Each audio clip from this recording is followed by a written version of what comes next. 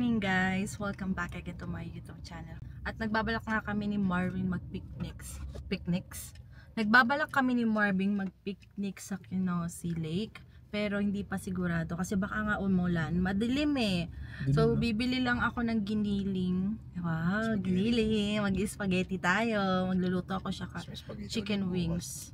Oh, bukas may kainan ulit kasi may birthday. Tapos sabi ng mama ko, Casey, si Brian umiyak. Bakit pa? Sabi ko, kasi pasado siya. Akala ko kung ano, humahagulhol daw yung kapatid ko. Kasi nga pumasa na siya, di ba nga, criminology yun. Pero may una siyang, ano, in-examan, pumasa din siya. Ano ang tawag din sa pinauna niyang inanuhan? Basta ano yun, pwede siyang maging bumbero, pwede siyang magsundalo. Yun yung una niya in-examan. Itong June ata yun. Hindi ko alam yun, pumasa nga siya. Habang nagre-review nga siya dun sa board exam niya paging criminology, ano nga, nag-exam din pala siya dun, kaya nagulat ako. Tapos kanina nga, ayun na nga, hindi nga makita nung kapatid ko yung name niya dun sa website. Tapos sabi ng mama ko, pasado na daw kasi yung mga kaibigan mga kaibigan ng kapatid ko nagsipagtawag na message na tapos in-screenshot na napasado nga daw siya ganyan. Tapos sabi ng mama hindi daw makita ni Brian. Nanginginig kasi. Tapos sabi ni Marvin saan daw i-search. Ayun, sinearch nga ni Marvin tapos sinanap namin. Dalawa yung Larita. Tapos nakita namin yung pangalan niya, Nelwin Brian Cabrito Larita. Pasado nga, tuwan-tuwa kami. Tapos nagpuntahan na sa bahay yung mga kaibigan niya. Tulog na daw sila mama no, nagkakakatok daw sa kwarto nila, umiiyak daw. Ang himbing na ng tulog, siguro mga 11:45 na ata yun. Oo, hindi na daw makatulog yung papa ko kasi nga, hindi pa rin siya get over daw dun sa sinabi ng kapatid ko. So ayun nga, sabi mo, papagawa nga siyang tarpaulin, lalagay sa labas ng bahay kasi syempre pasado. Nag-iisang lalaki namin yun guys. Sabi nga nila mama, ay magtatrabaho ka na. Tapos sabi nung kaibigan ko, pwede lang daw magkaanak. Sabi ko wala nga jowa kasi hindi pa nagkakaroon ng jowa yung kapatid ko. So nag-focus kasi nga muna siya doon na gusto kasi daw, sabi ng papa, gustong magkatrabaho muna, ganyan. So pagkatapos niyan, pupunta na dun sa saan nga yun yung graduation? Tapos doon di pag mga pumasa. Sa Manila yun eh. Doon din si PICC. Doon din graduate yung kapatid ko last year. So may outtaking sila doon. Pero hindi ko pa alam kung kailan. Ayan, sabi ko nakakatuwa naman. Kasi nga, yung kapatid ko last year pa siya graduate. Hindi siya agad nag-exam. Nagpahinga lang muna daw siya. Kasi syempre, masyadong masakit sa ulo pag exam agad. Kasi mga iba nga nag-exam. Ayan. So, tara, pasok na tayo, mag-grocery muna ako, guys. Pasok na tayo. Hindi kasama? Baka daw kung anong mabili niya eh. Ang hilig kasi niya magkuha-kuha. Sabi ni Marvin, mag-send daw ako ng GCash kala mama. Kasi nga magse-celebrate sila. Gusto ko sana magpalabok, kaso gusto rin ni Marvin ng spaghetti. Tingnan natin kung meron. Ay, wala yung palabok. Yung Mamasitas. Dati kasi meron dito. Ito, kailangan natin ng giniling. Konti lang naman, $10.30. Ito na yung pinakamura kasi yung $10.70, $11, $12, ito na lang. Tapos kuha tayo ng hotdog guys. Kuha tayo ng hotdog guys. Ito na lang siguro ang chicken kasi $2.79 lang siya. Ito kasi $4.49. Ito na lang, chicken na lang. Pare-pares naman siyang hotdog. Gusto ko sanang kumuha ng cake kaso $16. Ito na lang, naka-sale siya. Ayan, brownies $5.49 to na lang. $18.58 yung binayaran natin. So, 3 piraso lang yan. Pero, okay lang yan. Medyo mahal pa lang giniling mo. Or baka nga kasi dito, malayo. 10, 30. Ganyan? Oh my gosh. Mahal. Ganyan? Wala na kasi kaming giniling sa bahay. Yung sa Costco, magkano yun? Pero laki. $30 ata yun. Laki nun sa Costco. Yun kasi binibili na. Next time ganyan ang bili natin. Hati-hatiin na natin. Mas mamura pa yun. Pang matagalan naman. Guys, bumalik kami. Magluluto na lang ako ng lapas batchoy. Kasi ang lamig. Hindi na kami tutuloy sa picnic. So, mayroon tayong pork liver dito. Egg noodle. Tsaka ito. Anong tawag dito? Ayan, si Marvin. Kumakain na naman si Marvin. Pumunta kami sa Co-op. Kakain ko pa lang. Ayan, galing kami dyan Co-op. Tapos kumuha si Marvin nito. Kasi sale daw. Tapos meron din tayo dito. Chicharong bulaklak.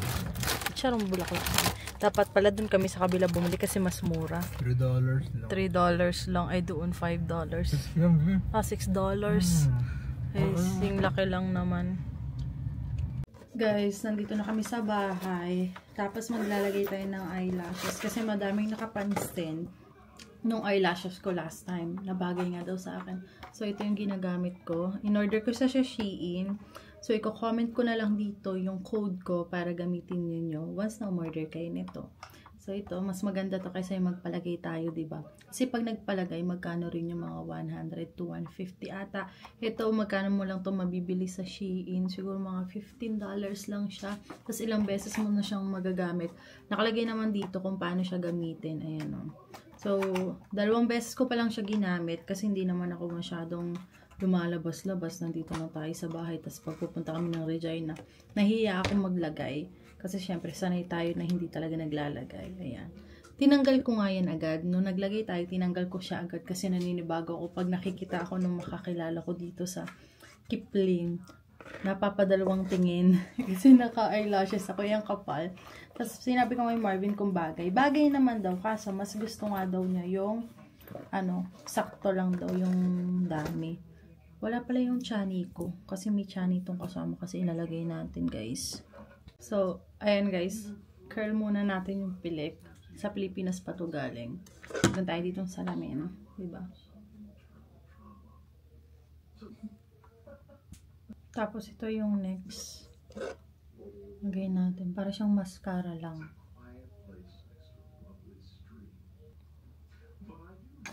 May mga sizes pala to. Depende sa'yo kung gaano kahaba yung gusto mo. So, yung ginamit ko nung nakaraan is 10, 12, at 14. Yung 16 kasi masyado na siyang mahaba. Pero pwede naman yung gusto mo yung sakto lang yung laki. Ayan na. Lagay na natin yung sa kabila. Tapos isisil naman natin siya. Gamit to. Itong isa naman. So, nakadress tayo ngayon. Ayan.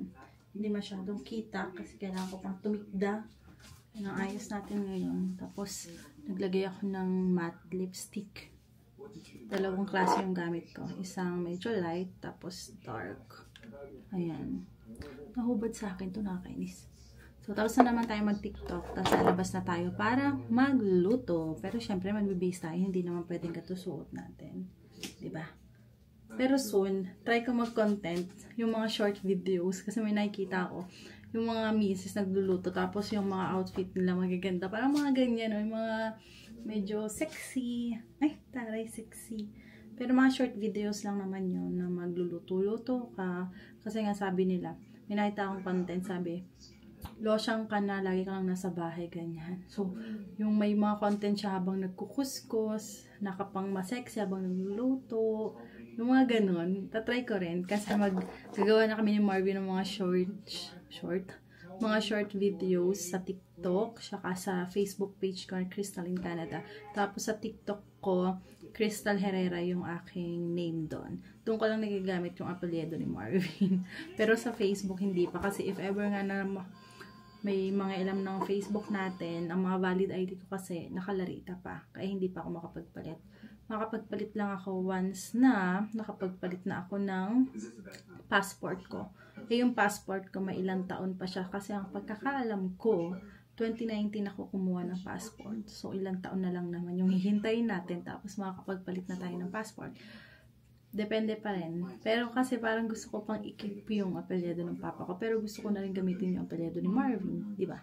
Pero, syempre, pag sa ano naman, kailangan nakalagay naman doon Crystal, Saidi, Larita, Herrera. Ganun na yung name ko. Pero ngayon nga, dahil hindi pa ako nakapagpalit, Crystal, Saidi, Cabrito, Larita.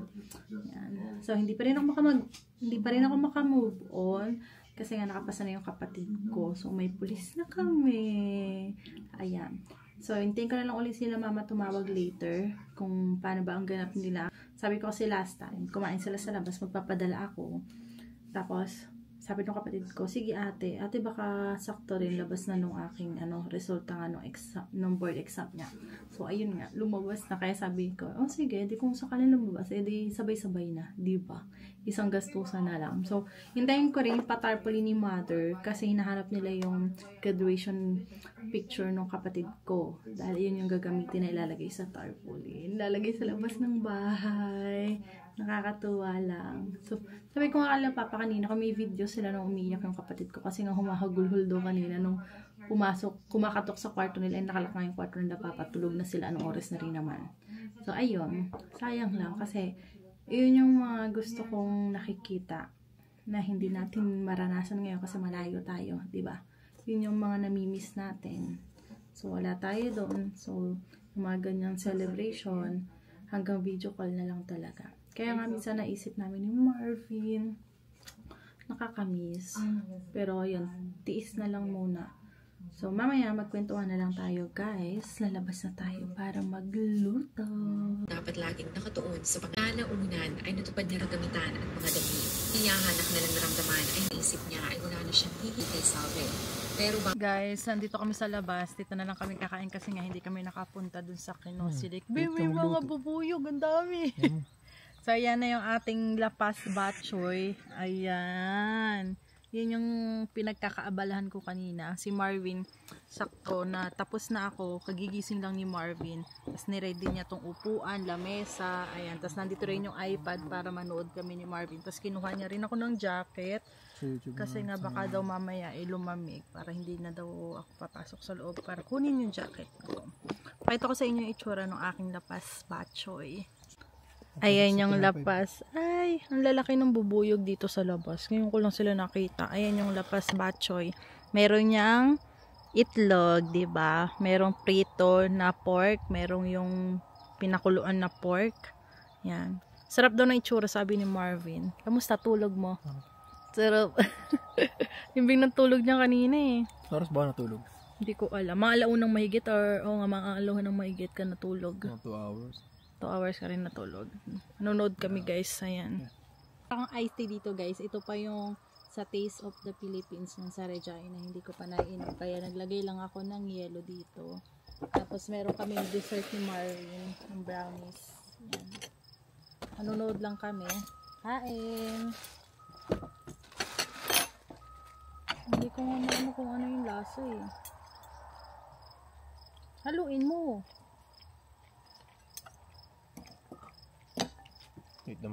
Hindi daw niya mahalo.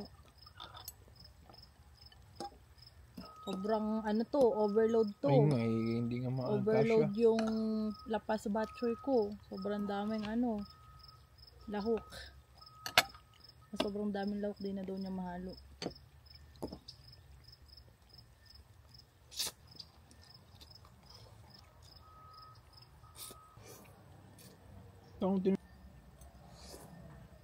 Guys, dahil tapos na tayong kumain, nagbunot tayo ng bigote ni Marvin. Tapos ngayon naman, nagbubunot siya ng buhok ko sa hita. Tinatamad kasi ako mag-shave. Ow! Ang sakit! Ang sakit! Tingnan niyo yung itsura ni Marvin. Nagbabawi yan eh. Kasi masakit daw yung pagbubunot ko. Aray! Aray! Tapos nag-edit ako ng vlog. Then mamaya magchichikahan tayo. Susuntukin kita. So mamaya na lang. Update ko na lang kayo once na natapos na si Marvin. Ow! Ow! Sakit! Ang sakit! Be! Ayan guys, tapos na tayong magtanggal-tanggal ng buhok sa hita. Kasi nga bukas may birthday yan kami pupuntahan ni Marvin. Anong oras na bebe? Time 6:17 na guys, madilim na rin. Malamig na. Malamig na rin kaya mamaya papasok na kami ni Marvin.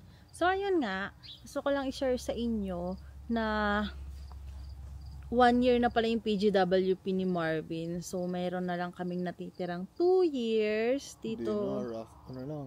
Almost 2 years na lang. Oo nga.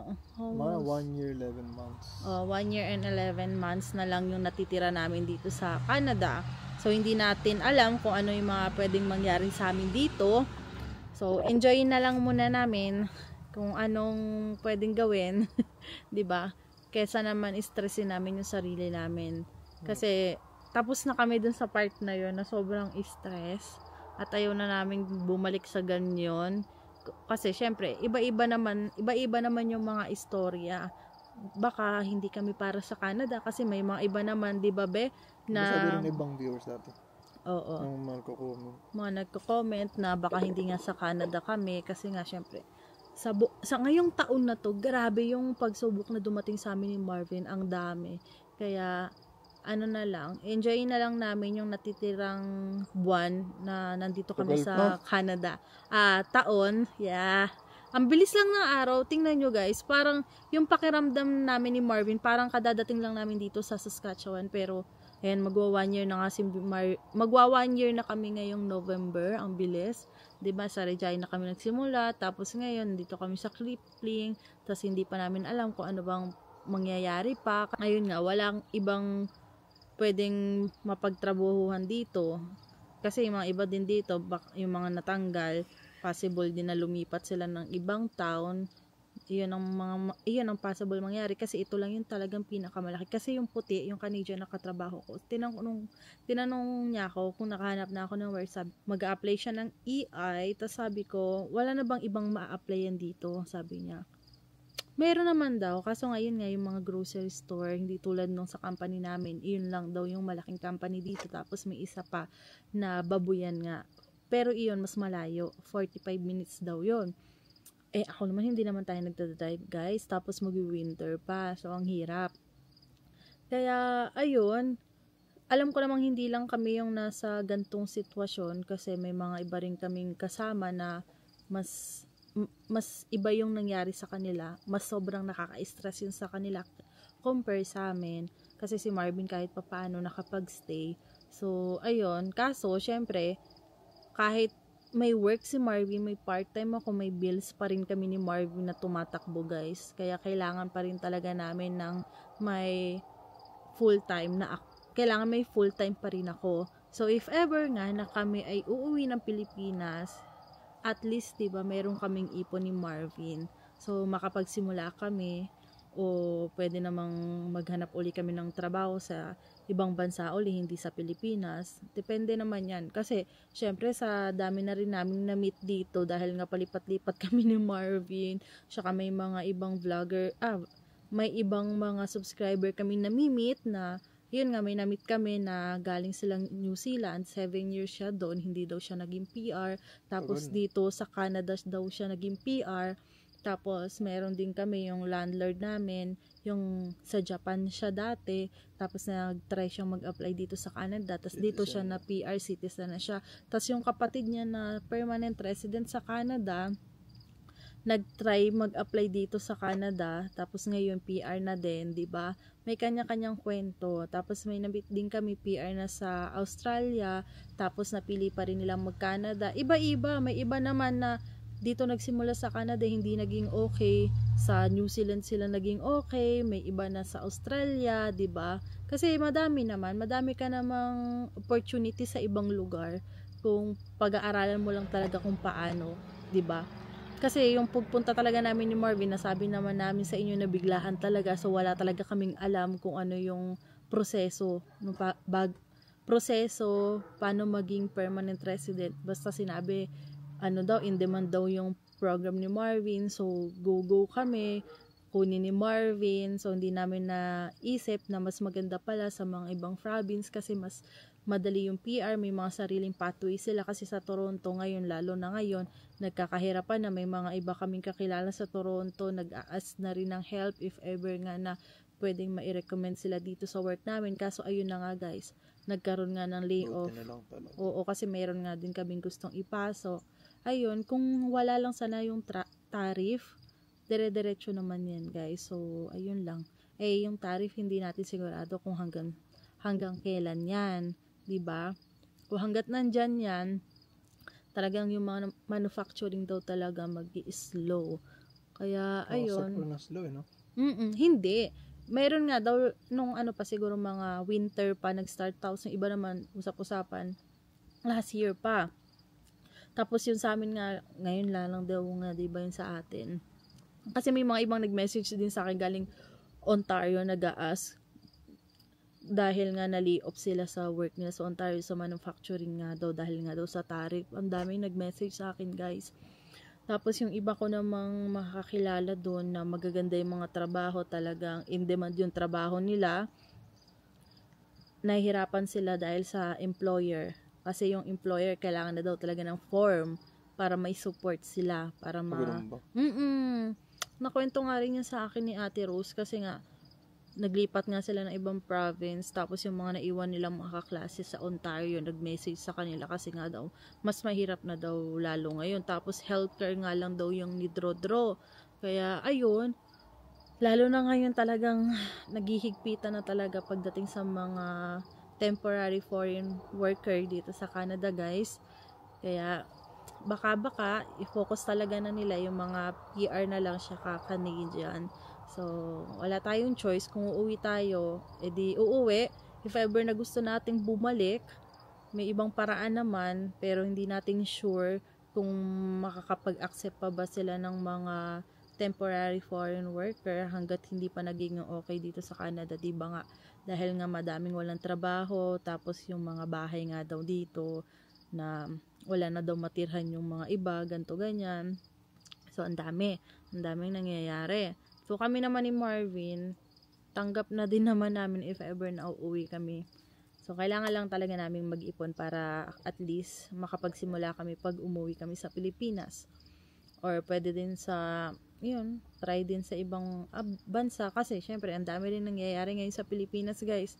Alam nyo naman yung bali-balita sa corruption. 'Di ba? Grabe, no? Ang laki, bilyon yung perang kinukuha sa mga tax ng mga Pilipino. Grabe, no? Mabigyan ka lang ng 1 bilyon, pwede ka na makapagpatayo yan ng negosyo, eh. Tapos sila, no, bilyon, yung tipong nakukuha na naman nila lahat. Nakapag-travel sila, nabibili na gusto nila, pero gusto pa rin nila, mas dumami pa yung pera nila, diba? Mga hindi nakokontento kung anong meron sila. Ayun. So, hanap-hanap tayo ng work kung saan tayo makakakuha ng full-time na trabaho, guys.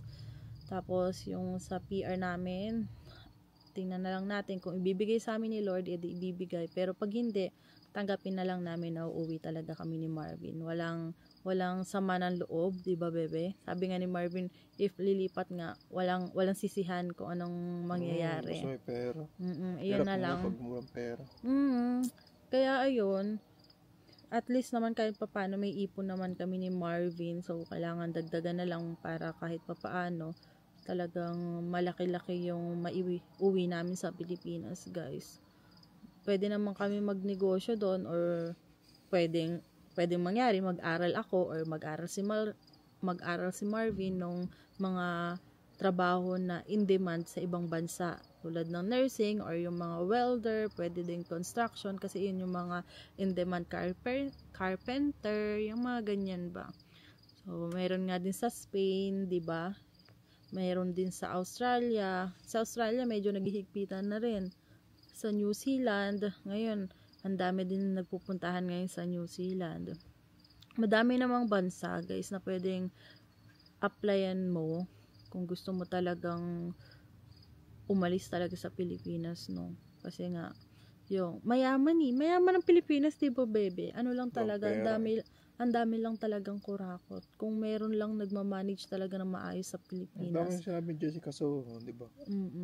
Kung may maayos lang talaga namumuno sa Pilipinas, hindi ganyan. Hindi naghihirap. Hindi kasi talaga, eh. Kasi bilyon yung kanilang kinukurakot, eh. Ibig sabihin, malaki talaga yung pera ng Pilipinas. Diba? Tapos sila lang din yung mga nakikinabang dun. Kasi alam nyo naman, yung mga baha-baha sa Pilipinas, kung nababalitaan nyo, ganyan yung mga nangyayari. So, ayan. Tingnan na lang natin kung saan tayo dadalhin ng tadhana. Kasi, sabi nga nila, bata pa naman daw kami ni Marvin. Madami pa kaming pagdadaanan, madami pa kaming opportunity na makukuha, hindi lang dito sa Canada. So, kailangan lang natin talagang magpatuloy. Ilaban lang ng ilaban kung saan tayo dadalhin. kesa naman magpadala tayo sa stress. Nung una, talagang stress na stress kami ni Marvin sa mga nangyayari. Kasi syempre, gusto na namin talaga magstay dito sa Canada, pero kung di naman talaga kaya, edi uwi na lang. May iba nga, di ba? May nakausap tayo, be. Nagpunta na siya dito, naabutan siya nung mga pinauwi sa Pilipinas. Tapos nagkaroon uli siya ng opportunity makabalik dito. Inags. Hindi, may kaibigan si Kuya Inags. Tapos dito yung naggugupit, di ba? So nagkaroon ulit siya ng opportunity makabalik dito sa Canada. Oo. Nakabalik naman. Yung naggugupit dito kay Marvin sa Kipling. Nakwento nga niya sa amin na yun nga daw, umuwi daw siya sa Pilipinas sa mga panahong naghigpitan dito sa Canada na pag pa-expired na talaga yung visa mo, kailangan mo na talaga umuwi. Yun natin yung mga panahon na 4 years ba yun? Basta yung mga 2012 ba yun? Yung mga higpitan 14. talagin. O 2014. Basta mga naghihigpitan yung time na yun. So, wala siyang nakuha na wala siyang nakuhang employer na magsusupport sa kanya. Hindi siya naging PR. So, umuwi na lang daw siya. Parang inayos na lang daw niya yung hindi siya parang gumawa ng kalokohan habang nandito siya. Tapos hindi siya parang overstay kasi nga if ever nga dumating yung time na babalik siya, at least maganda yung record niya. Tapos ayun, nakabalik siya. Tapos ngayon citizen na siya, guys. 'Di ba? May iba nga na 30 plus Hindi ako tumambala na. sa loto, okay na. Yung mga iba nga 40 plus na nung nakapunta sila dito, 'di ba? Di mo akalain na magiging permanent resident ka pa ng ganong edad. Meron nga din akong teacher dati. Ilang taon siya, guys. Ilang taon siya sa school namin nung high school ako. So parang nasa 40 plus na rin siya kasing edad ng mama ko. Tapos yung asawa niya nakakuha ng opportunity makapagtrabaho sa New Zealand. 1 year ata yung asawa niya doon, tas nakuha sila. Tapos naging PR sila dahil sa kanya, kay ma'am. Ilang taon na siya, tapos sabi niya hindi niya din akalain. Wala pa silang 1 year naging PR siya sa New Zealand kasi in demand nga daw yung mga teachers. So, nadagdag yung experience niya ng ilang taon sa Pilipinas. Kaya, ayun, mabilis. 3 months lang approval nung kanyang permanent resident. Bilis. Ang bilis. Kasi nga experience niya. Tapos, alam nyo ba, dati meron akong kasama sa lyre band kasi nga nagla-lyre band ako nung high school. Nag-message siya sa akin noon last year or hindi ata last year, 2023 ata. Nag-a-ask nga siya kung paano maging international student dito. So sinabi ko nga kung paano, tapos magkano yung gagastusin. Tapos sabi ko nga mahirap na rin yung pagiging student kasi ang dami ng policing na bago. Tapos nagulat-gulat na lang ako, guys, kasi teacher siya sa Pilipinas. Hindi pala siya para sa Canada kasi ang balak nga Canada nga.